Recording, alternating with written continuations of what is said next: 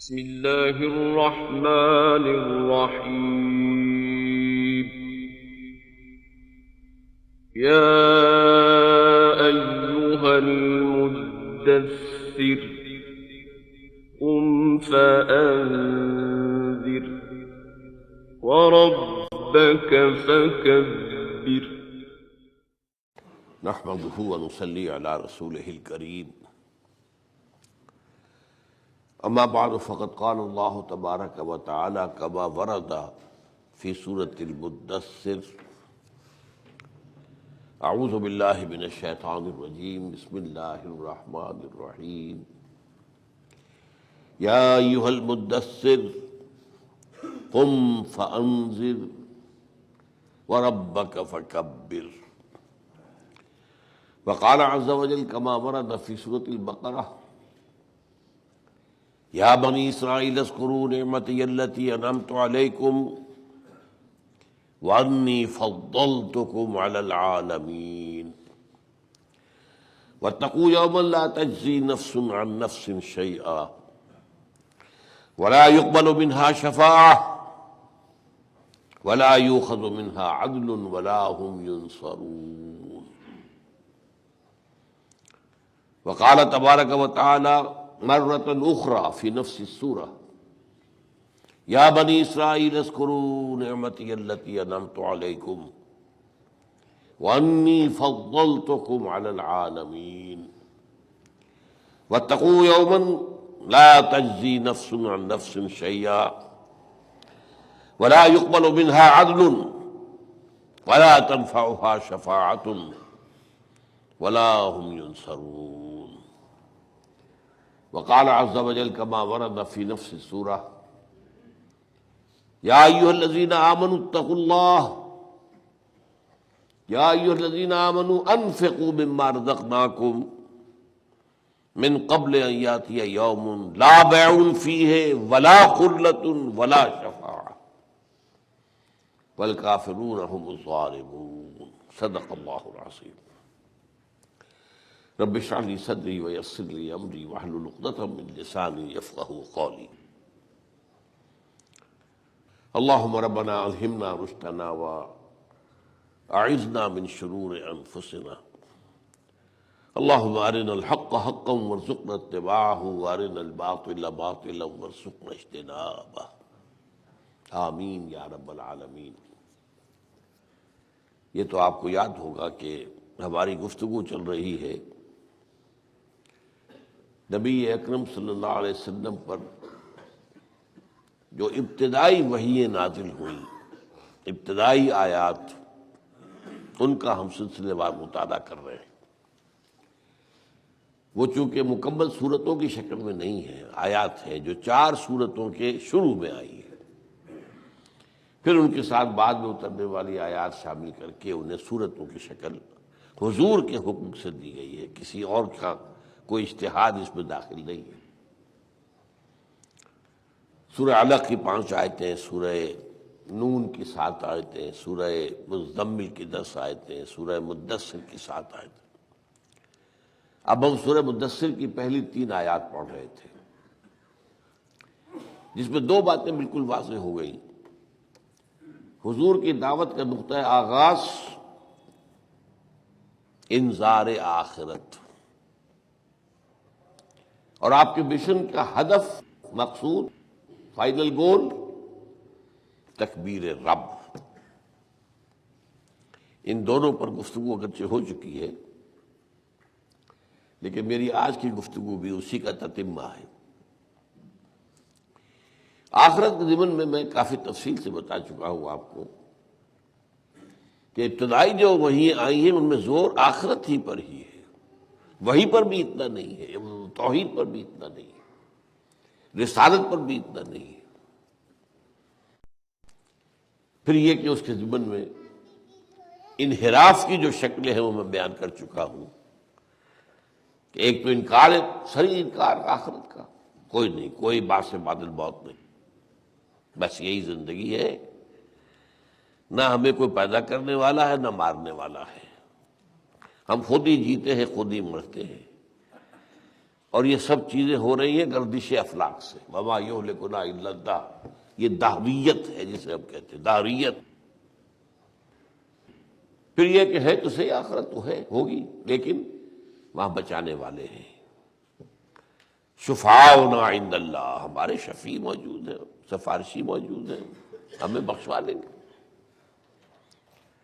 یہ جو دوسری بات ہے، کیونکہ سارا مشرکانہ نظام اس پر قائم، اور یہی سب سے اہم ہے، یعنی ماننا لیکن اس کا نتیجہ نہ ماننا، نہ ماننا بشکل ماننا. یہ سب سے زیادہ کثرت سے ہے، سب سے زیادہ کثرت سے ہے. باقی اور شکلیں بھی میں نے بیان کی ہیں، اور اس شکل کے ضمن میں میں آج خاص طور پر بات کرنا چاہتا ہوں لفظ شفاعت کے بارے میں. یہ ذرا نازک مسئلہ ہے، ایک مختلف فی ہے، اس پر مسلمانوں کے جذبات بہت جو ہے تیز ہیں، شدید ہیں. بہرحال اس کے ضمن میں جو بات میں کرنا چاہتا ہوں، تو اس کے لیے سب سے پہلے میں نے سورہ بقرہ کا وہ مقام منتخب کیا ہے جس میں کہ 10 رکوع آئے ہیں ایسے، 5ویں سے 14ویں تک، جن میں خطاب ہے یا بنی اسرائیل، یا بنی اسرائیل، یا بنی اسرائیل، یا بنی اسرائیل.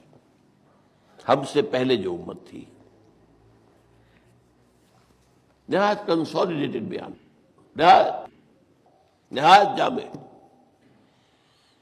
پہلے 7 آیات میں جن پر کہ 5واں رکوع مشتمل ہے، انہیں دعوت دی گئی ہے حضور پر ایمان لانے کی. وہ اس اعتبار سے ذروہ سنام ہے قرآن کا کہ اہل کتاب کو دعوت دیں گے تو کس انداز میں دیں گے. یا بنی اسرائیل اذکروا نعمتی التی انعمت علیکم واوفوا بعہدی اوف بعہدکم وایای فارہبون وآمنوا بما انزلت مصدقا لما معکم ولا تکونوا اول کافر بہ ولا تشتروا بآیاتی ثمنا قلیلا وایای فاتقون ولا تلبسوا الحق بالباطل وتکتموا الحق وانتم تعلمون واقیموا الصلاة وآتوا الزکاة وارکعوا مع الراکعین اتأمرون الناس بالبر وتنسون انفسکم وانتم تتلون الکتاب افلا تعقلون واستعینوا بالصبر والصلاة وانہا لکبیرۃ الا علی الخاشعین الذین یظنون انہم ملاقو ربہم وانہم الیہ راجعون.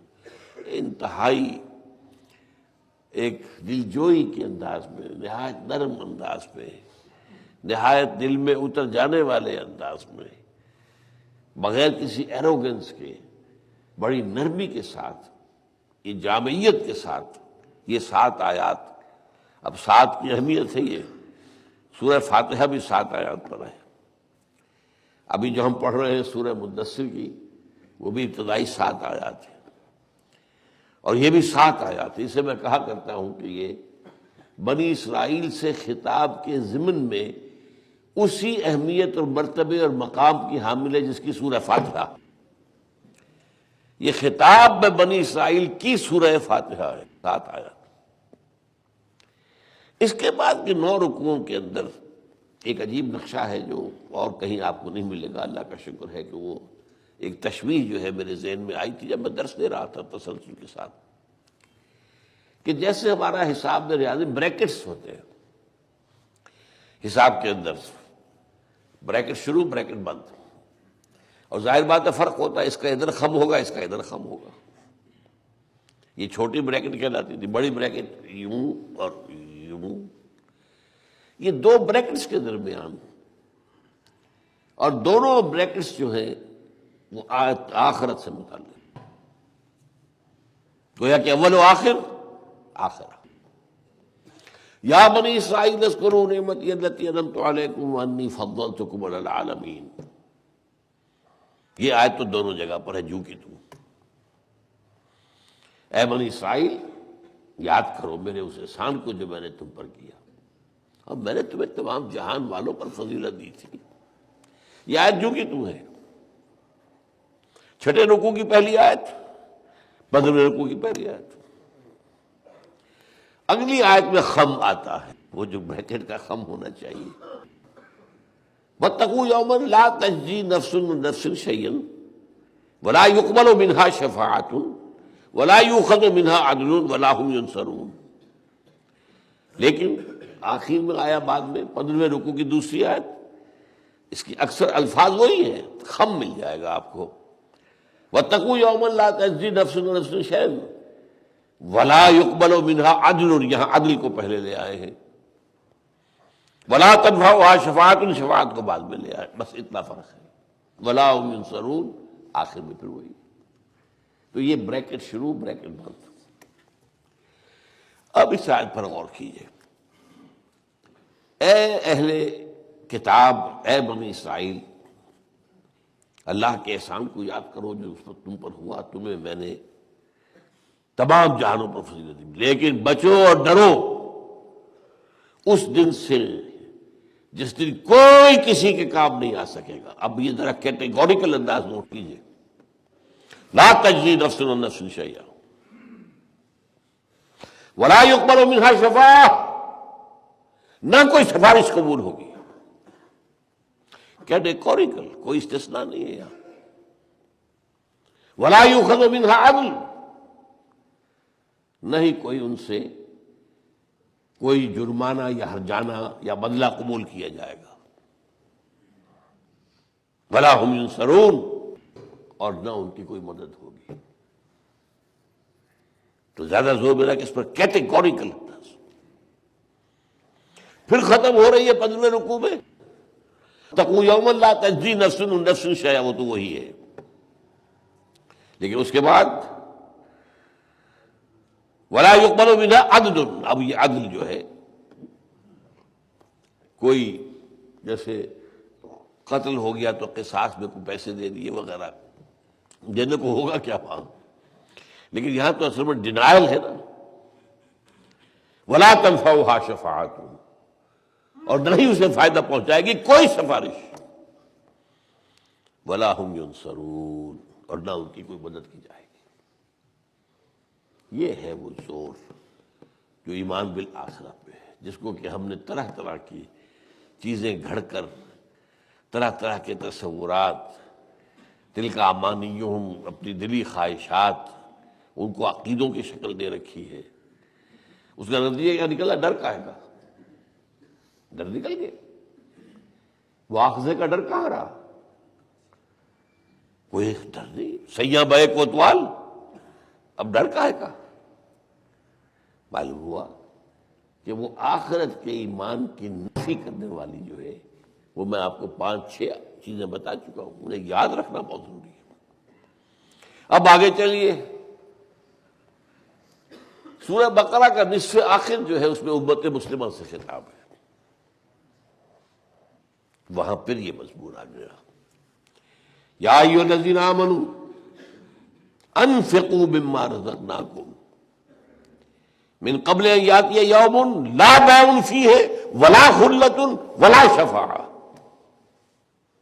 والکافرون هم الظالمون. مبادا مسلمان یہ سمجھ لیں کہ ہمارے نبی کا رتبہ تو بہت بلند ہے، بہت اونچا ہے، سید المرسلین ہے، سید الاولین والآخرین ہے، خاتم النبیین ہے، آخر المرسلین ہے، محبوب رب العالمین ہے، اور ہم ان کے امتی ہیں. تو ہمارا درجہ تو اونچا ہو گیا. اور اگر جو یہ بات میں نے کہی ہے وہ بتائیے، جو الفاظ بنی اسرائیل کے لیے آئے ہیں وہ الفاظ امت مسلمہ کے لیے نہیں آئے ہیں قرآن میں. جو حقیقت ہے اس کو ماننا چاہیے. وَأَنِّي فَضَّلْتُكُمْ عَلَى الْعَالَمِينَ، تو ابھی میں نے 2 دفعہ آپ کو سنا دیا، اور 2 جگہ اور ہے، 4 جگہ قرآن میں یہ الفاظ آئے.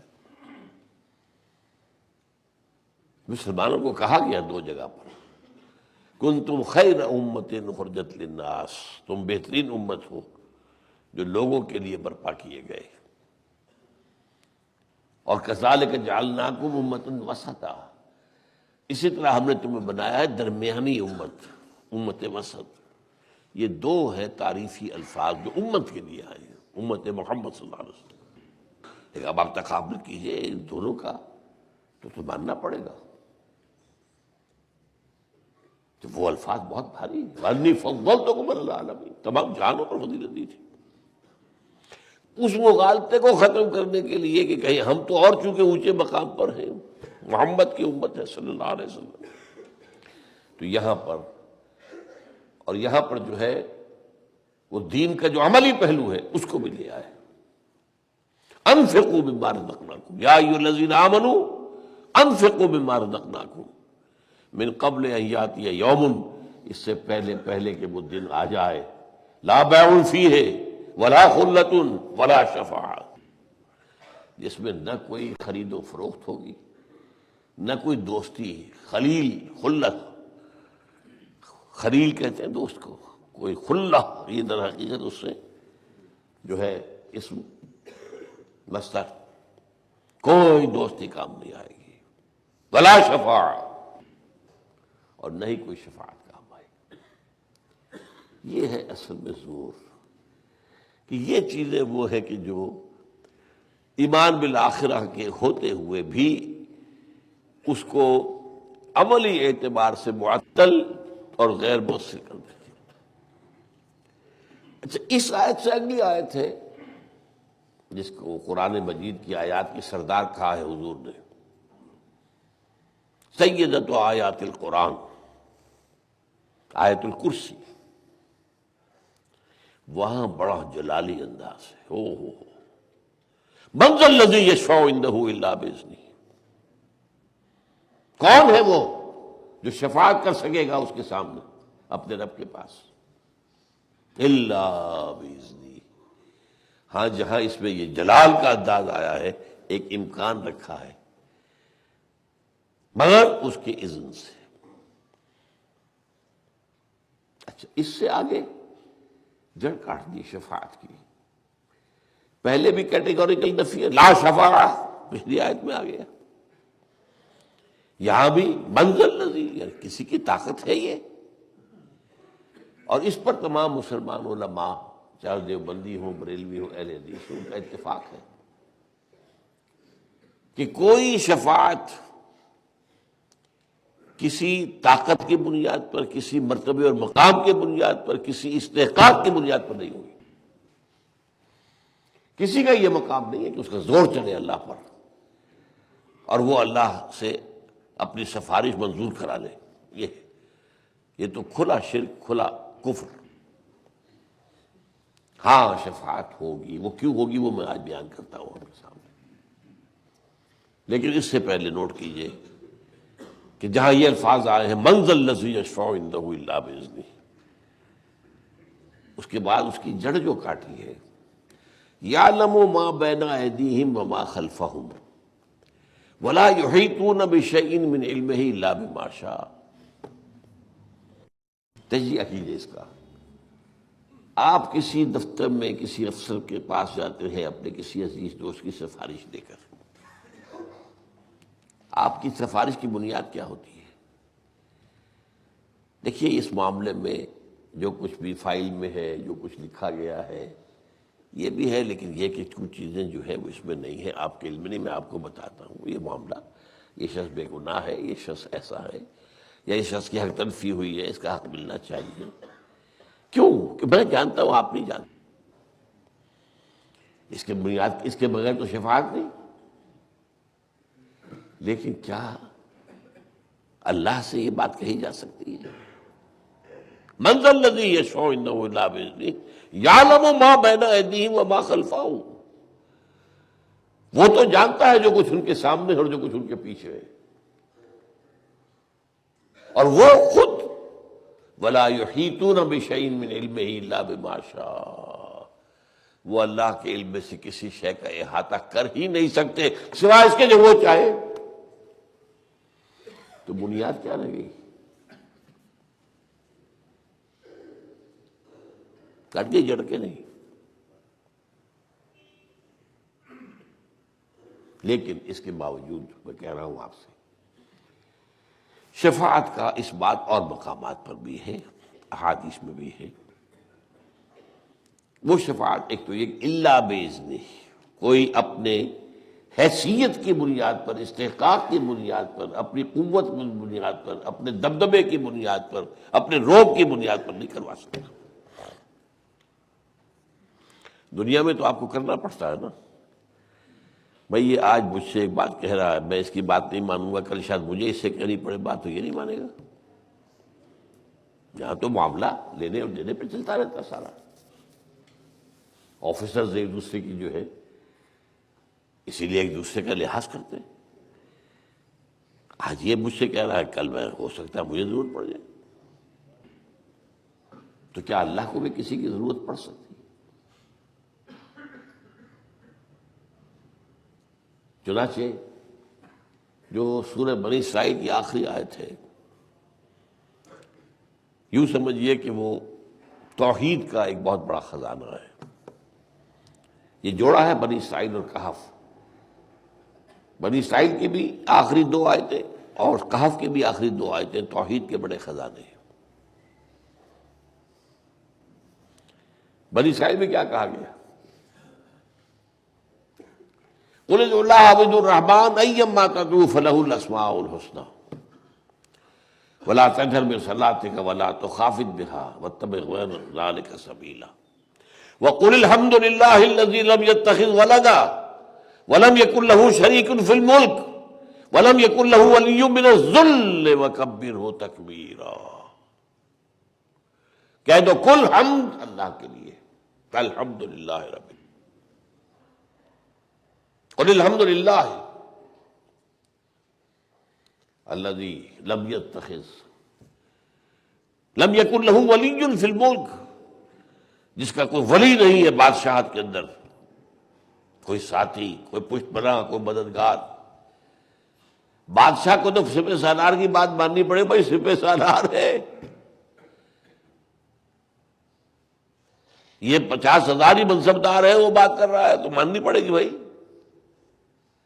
بادشاہ وہ بڑے سے بڑا بادشاہ، قرآن میں ہے نا، فرعون کو ماننی پڑی جب اس نے کہا تھا ضروری اقتل موسیٰ، اب تو مجھے اجازت دے دو کہ میں موسیٰ کو قتل کر دوں، یہ ڈنڈا مکا دوں۔ تو آل فرعون میں سے، اس کے درباریوں میں سے، بڑے لوگوں میں سے ایک شخص تھا جو در پردہ ایمان لا چکا تھا حضرت موسیٰ پر۔ قال رجل مؤمن من آل فرعون یکتم ایمانہ، کہا ایک شخص نے جو مومن تھا آل فرعون میں سے، لیکن اپنا ایمان چھپائے ہوئے تھا اب تک۔ اب وہ کریٹیکل مومنٹ آیا، اب وہ کھڑا ہوا ہے، اس نے جو تقریر کی ہے، کسی نبی اور رسول کی بھی اتنی لمبی تقریر قرآن میں نقل نہیں ہوئی،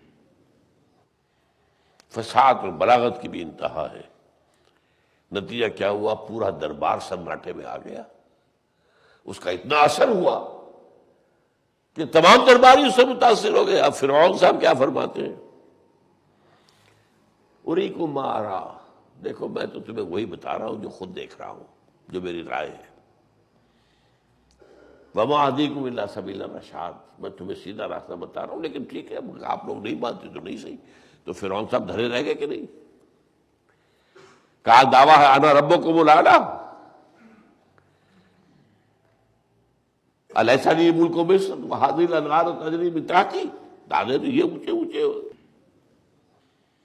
لیکن درباریوں پر جب اثر ہو گیا اس مومن کی تقریر کا تو بے بس ہو گئے۔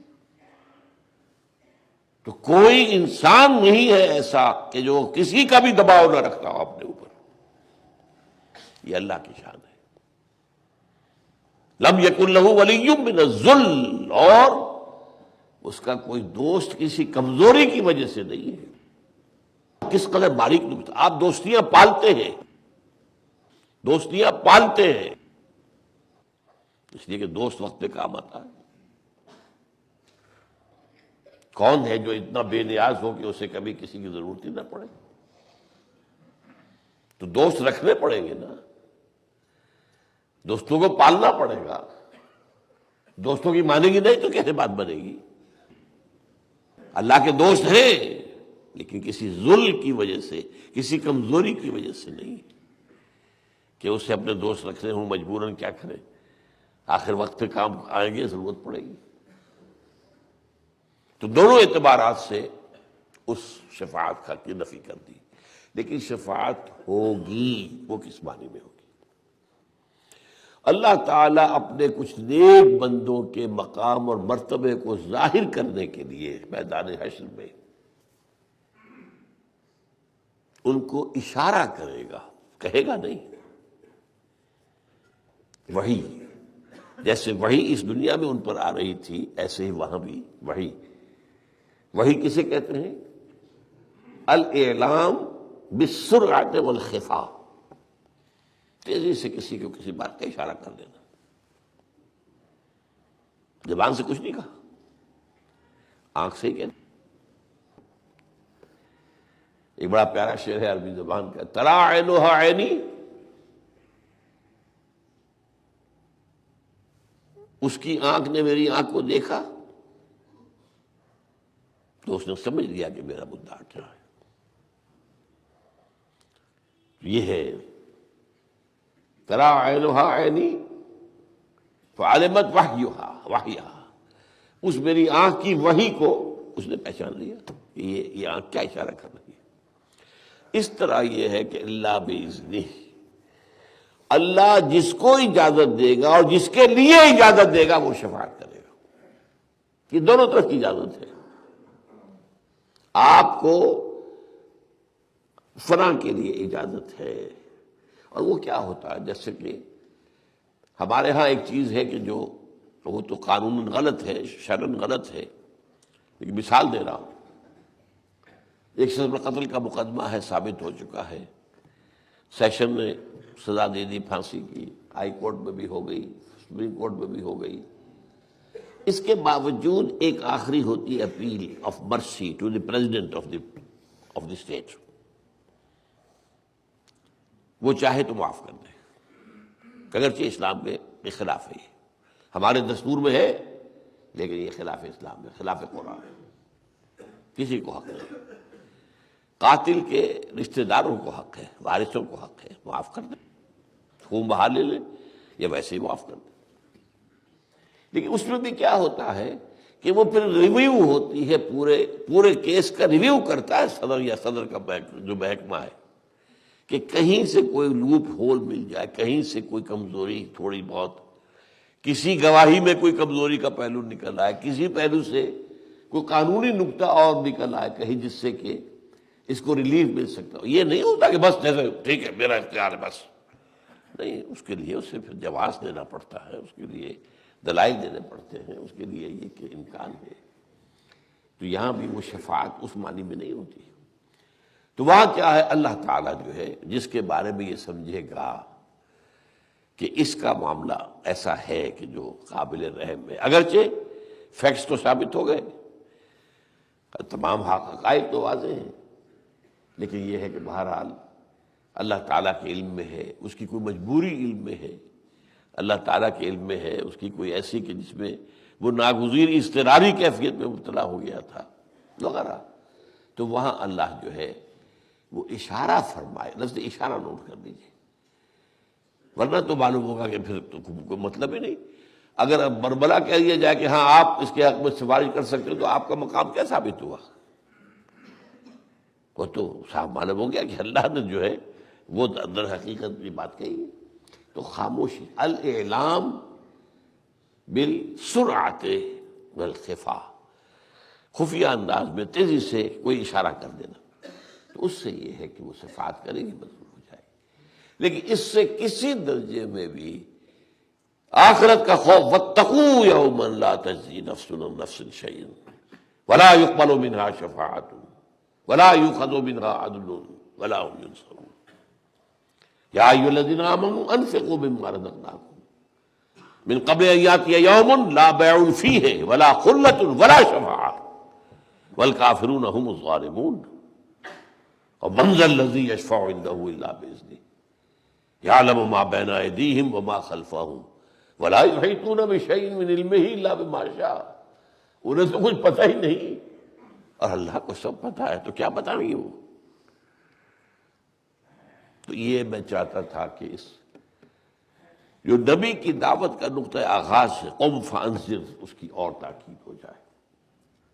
اب جو دوسرا حصہ ہے ربک فکبر، اس میں آپ کو 6-7 اصطلاحات بتا چکا ہوں، ایک رہتی تھی، اس کی کبھی پوری کر دوں۔ پہلی کیا اصطلاح آئی؟ تکبیر، ربک فکبر۔ اور بنی اسرائیل کی وہ آیت بھی وہی ختم ہوتی ہے، وَقُلِ الْحَمْدُ لِلَّهِ الَّذِي لَمْ يَتَّخِذْ وَلَدًا وَلَمْ يَكُنْ لَهُ شَرِيكٌ فِي الْمُلْكِ وَلَمْ يَكُنْ لَهُ وَلِيٌّ مِّنَ الذُّلِّ وَكَبِّرْهُ تَكْبِيرًا، اسے بڑا کرو جیسا کہ بڑا کیا جاتا ہے، اس کی بڑائی مانی جائے، اس کی بڑائی نافذ ہو، اس کی بڑائی تسلیم کی جائے۔ کبر ہوتا تکبیر اکبر ایک اصطلاح ہو گئی۔ اقامت دین دوسری اصطلاح آ چکی ہے، ان اقیموا الدین ولا تتفرقوا فیہ۔ تیسری اصطلاح جو 3 دفعہ آئی حضور کے لیے، لِیُظْہِرَہُ عَلَى الدِّینِ کُلِّہ، تاکہ اسے غالب کرے پورے کے پورے نظام زندگی پر۔ چوتھی اصطلاح یکون الدین للہ، اور مزید سختی کے ساتھ وَيَكُونَ الدِّینُ كُلُّهُ لِلَّهِ، ایسا نہ زندگی کا کوئی گوشہ جو ہے وہ دین سے باہر، اللہ کی اطاعت سے باہر رہ جائے۔ بھئی یہاں تو مجبوری ہے، نظام نہیں چل سکتا ہے، تو سود کے بغیر لا حول ولا قوت الا باللہ۔ ادخلوا فی السلم کافہ، آنا ہے تو پورے آؤ۔ جس کو آپ کہتے ہیں بھائی یہ تو پیکیج کا معاملہ ہے، پیکیج ڈیل ہے، ٹیک اٹ اور لیو اٹ، لینا ہے تو لو، نہیں تو جاؤ دباؤ جاؤ۔ اس میں آپ یہ نہیں کر سکتے کہ ذرا یہ کم کر دیں، اس میں سے یہ نکال دیں، نہیں۔ وَيَكُونَ الدِّینُ كُلُّهُ لِلَّهِ۔ یہ تو قرآن مجید کی اصطلاحات ہو گئی 4۔ 5ویں حدیث کی آئی، مجاہد فی سبیل اللہ کون ہے؟ جو جہاد کرتا ہے اس لیے لِتَكُونَ كَلِمَةُ اللَّهِ هِيَ الْعُلْيَا، تاکہ اللہ کا کلمہ سب سے اونچا ہو جائے۔ وہی بات تکبیر رب والی ہو گئی۔ ایک انجیل کی اصطلاح ہے kingdom of heaven on earth, divine kingdom, اللہ کی حکومت۔ ان کی جو سورہ فاتحہ ہے، لارڈس پریئر، اس کے یہ الفاظ، دائی کنگڈم کم، کہ اللہ تیری حکومت آئے، Thy will be done on earth as it is in heavens۔ تیری مرضی، تیرا منشا، تیرے احکام جیسے آسمانوں میں پورے ہو رہے ہیں، سورج تیرے تابع ہے، چاند تیرے تابع ہے، یہ گیلیکسیز تیرے تابع ہے، سب کچھ تیرے تابع ہے، ایسے ہی تیری مرضی زمین پر بھی۔ اسی کو لے کر ابوالکلام آزاد مرحوم نے 1913 میں جب حزب اللہ قائم کی ہے تو اس کا نصب العین رکھا، حکومت الہیہ کا قیام۔ پھر اسی کو لیا ہے مولانا ابوالعلا مودودی مرحوم نے 1941 میں جب جماعت اسلامی قائم کی ہے تو حکومت الہیہ کا قیام۔ البتہ بعد میں مولانا اصلاحی صاحب کا جو قرآنی فکر تھا جب شامل ہوا ہے آ کر مولانا مودودی کے فکر کے دھارے میں، تو پھر اصطلاحات قرآنی آئی ہیں، اور وہ ہے اقامت الدین۔ نصب العین کیا ہے؟ دین کو قائم کرنا۔ ہم نے اس میں تھوڑا سا فرق کیا ہے، نصب العین نہیں ہے یہ نصب العین تو صرف ایک ہے، اللہ کی رضا حاصل کرنا، بس یہ فرض ہے، اس کی جد و جہد کرنا فرض ہے، نماز پڑھنا فرض ہے، نصب العین نماز نہیں ہے۔ نصب العین فائنل گول کو کہتے ہیں۔ نصب کسی کے معنی کوئی قلعہ گڑا ہوا ہے اور آپ اس کو دیکھ کر دوڑ رہے ہیں اسی کی طرف۔ وَلِكُلٍّ وِجْهَةٌ هُوَ مُوَلِّيهَا فَاسْتَبِقُوا الْخَيْرَاتِ، وہ نصب العین ہوتا ہے۔ نصب العین ایک ہے، صرف اللہ کی رضا، آخرت کی فلاح، اس کا دنیا سے کوئی تعلق نہیں ہے۔ ہاں نماز پڑھنا فرض، روزہ فرض، جہاد فرض، اقامت دین کی جدوجہد فرض۔ اس میں اب ہم نے ایک اور اصطلاح جو استعمال کی ہے وہ پھر جو ہے وہ حدیث نبوی سے نظام خلافت کا قیام. اللہ کی حاکمیت تو انسان کی خلافت. چاہے یوں کہہ لے کہ اللہ کی حاکمیت قائم کرے، چاہے یوں کہہ لے کہ انسان کی خلافت قائم کرے،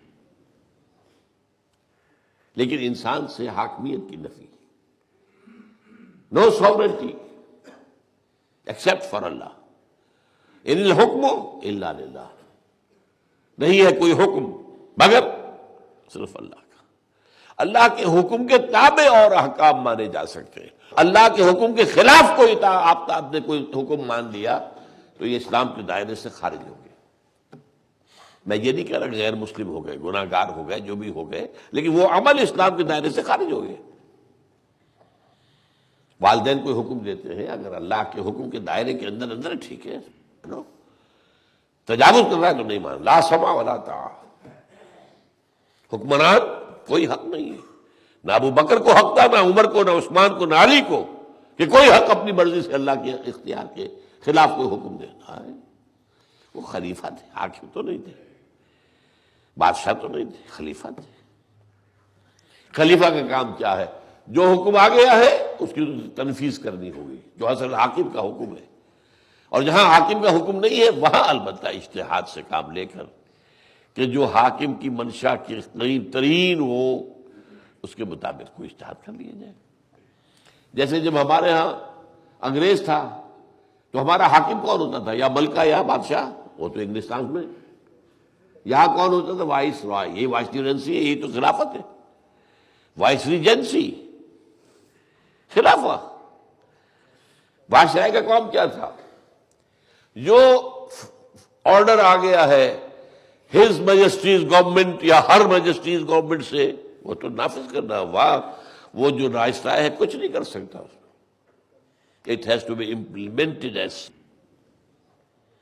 ہاں جہاں کوئی حکم نہیں ہے اس کا تو یہاں چونکہ رہتا ہے، حالات کو جانتا ہے، حکومت کی مصلحتوں کو دیکھتے ہوئے، امپائر کی مصلحتوں کو دیکھتے ہوئے وہ اگر کوئی فیصلہ کرتا ہے اسے حق ہے، اس لیے کہ یہاں پر کوئی حکم جو ہے اس نے کسی حکم کی خلاف ورزی نہیں کی. تو یہ ہم نے خلافت علی منہاج النبوت کا قیام، یہ اصل میں ہمارے لوگوں کے ذہن کے قریب تر ہے. سمجھا دیا جائے اگر تو بات واضح ہو جاتی ہے ان پر کہ خلافت کا تو ایک تصور ہے نا موجود. اب آج میں یہ پہلی 3 آیات کے ضمن میں ایک بات اور کہوں گا، بہت تھوڑا وقت رہ گیا ہے. میں نے طے کر دیا آپ کے سامنے کہ یہ آغاز کیا ہے ہماری جو بھی منہاج نبوی کے اوپر کوئی دعوت لے کر اٹھنا چاہے، اس کا آغاز کیا ہوگا؟ انذار آخرہ. ہدف کیا ہوگا جدھر جانا ہے؟ تکبیر رب، اقامت دین، اظہار و دین الحق علی الدین کلہ لیکون الدین کلہ للہ لتکون کلمۃ اللہ العلیٰ. کنگڈم آف ہیون اور ارتھ، حکومت الہیہ، نظام خلافت. آپ جس کو کہہ لیں، call the rose by any name it will smell as sweet. اب آخری بات، ان دونوں کے درمیان سوال آتا ہے راستہ. ہدف تو معین ہو گیا، کیسے وہاں تک جانا ہے؟ یہ تیسری چیز ہے. یہ قرآن میں اس طور سے کہیں پر وضاحت کے ساتھ بیان نہیں ہوئی ہے، اس لیے کہ یہ امپلائڈ ہے. اس کا راستہ سنت محمدی ہے صلی اللہ علیہ وسلم. اب دیکھیے میں مثال دیتا ہوں. اقیم الصلاۃ، اقیم الصلاۃ، اقیم الصلاۃ، اقیم الصلاۃ ہے کہ نہیں؟ لیکن نماز کا لمبی مفصل نقشہ قرآن میں ہے.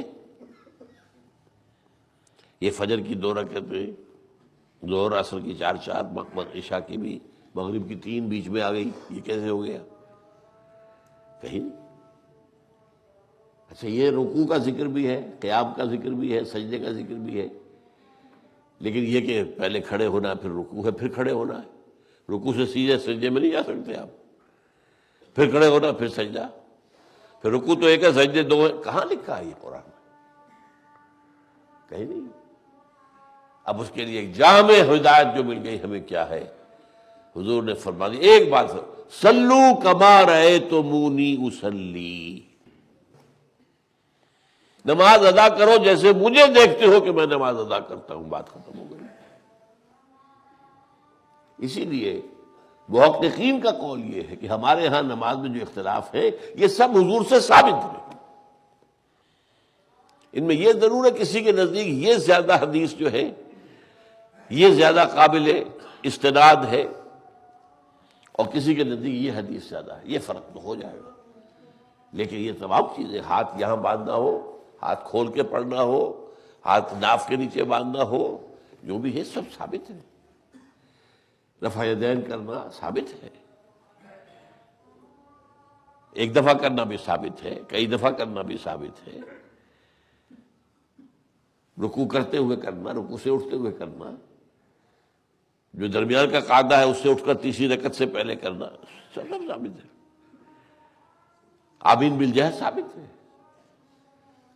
اب یہی فرق ہے، اور نماز کے اوقات ثابت ہے، اس لیے کہ حضرت جبرائیل نے ایک دن نماز پڑھائی اولین اوقات کے اندر، جو ہر نماز جہاں سے نماز کا وقت شروع ہوتا ہے، اور ایک دن نماز پڑھائی آخری اوقات میں جبکہ نماز کا وقت ختم ہو رہا۔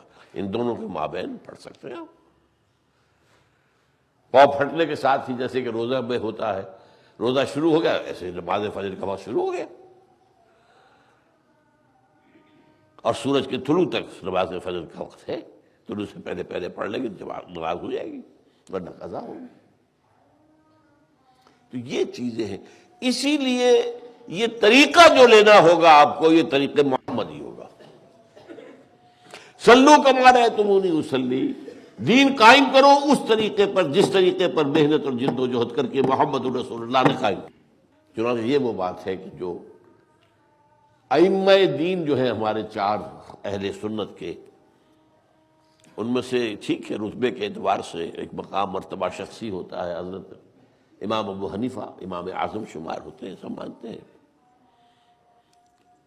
لیکن ایک اعتبار سے سب سے اہم امام، سب سے اونچے امام، امام مالک ہے۔ یہ امام مدینہ کے ہیں، حضرت ابو حنیفہ کوفے سے ہے، کوفے میں محدثین کی تعداد زیادہ نہیں تھی، اور یہ تو حدیث کا گڑھ ہے، وہ تو جب حدیث کا درس دیتے تھے مسجد نبوی میں بیٹھ کر تو کیا کہتے تھے؟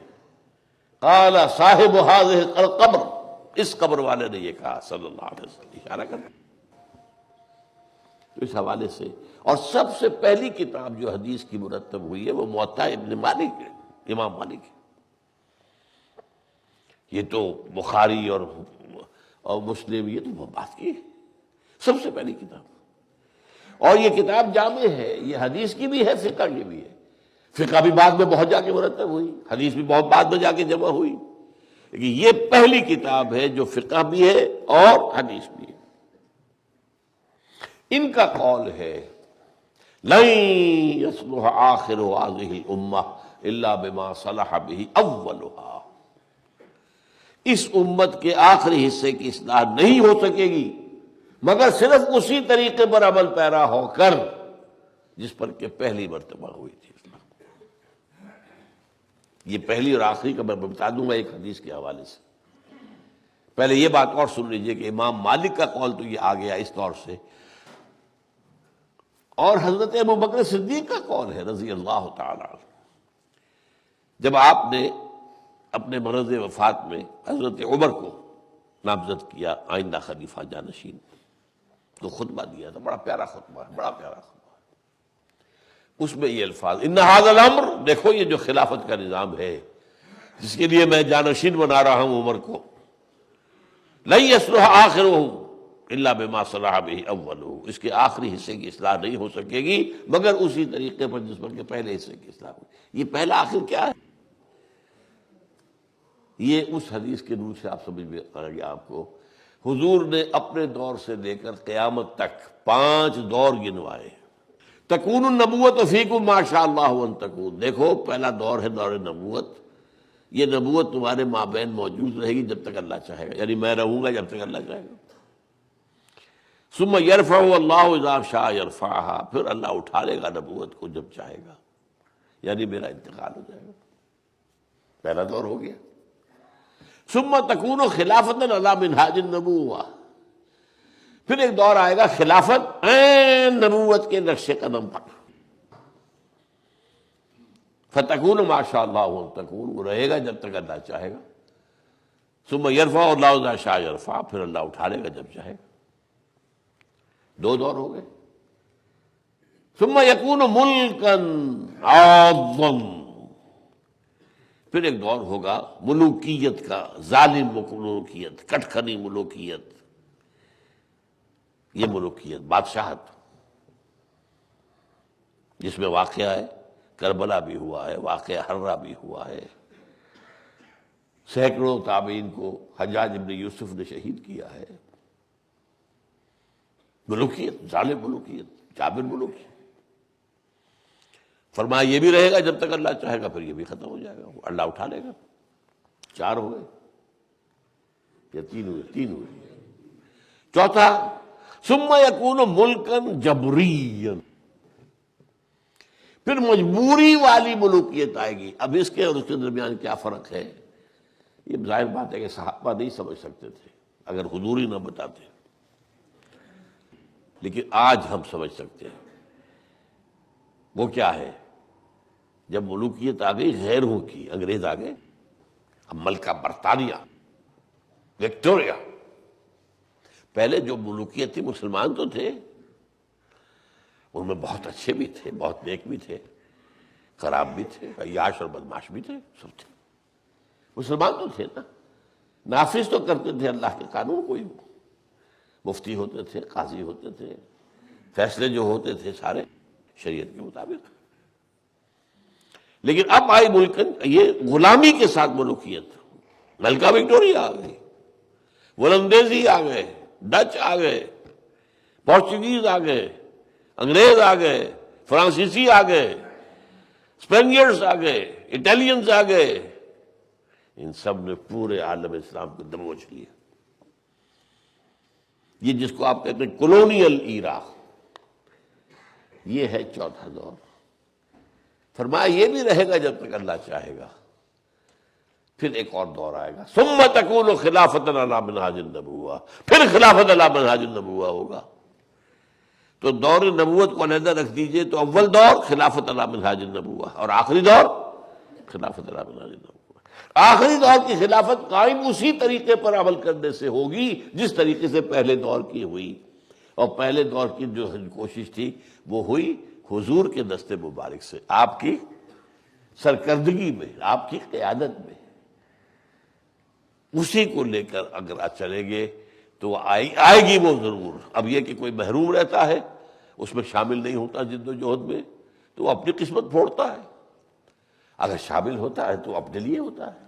من جاہد فإنما یجاہد لنفسہ وإن اللہ لغنی عن العالمین، جو اللہ کی راہ میں جہاد کرتا ہے وہ اپنے لیے کرتا ہے، اللہ کی تو کوئی غایت نہیں ہے، غرض نہیں ہے، اللہ تو تمام جہانوں سے بے نیاز ہے۔ اس ضمن میں میں نے آج کہا ہے اپنے ساتھیوں سے، یہ اسوہ رسول، بدقسمتی سے ہمارے ہاں اسوہ رسول کیا لیا ہے؟ اتنی موٹی کتاب ہے ایک بہت بڑے عالم دین کی۔ وہ عالم دین تو خیر کتنے بڑے تھے میں نہیں جانتا، لیکن ایک بہت بڑے بزرگ کے وہ خلیفہ تھے، مولانا اشرف علی تھانوی رحمۃ اللہ علیہ کے خلیفہ۔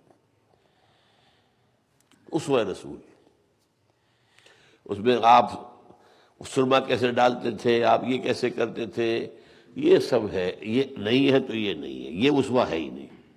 کہ آپ نے دین قائم کیسے کیا ہے، یہ جد و جہد جس میں آپ کا خون بھی گرا ہے، آپ کے بہترین محبوب ترین ساتھیوں نے جو ہے جانیں دی ہیں، وہ اسوہ ہے ہی نہیں۔ حالانکہ قرآن مجید میں جو آیت آئی ہے اسوے کی، وہ تو قتال فی سبیل اللہ کے ضمن میں آئی ہے۔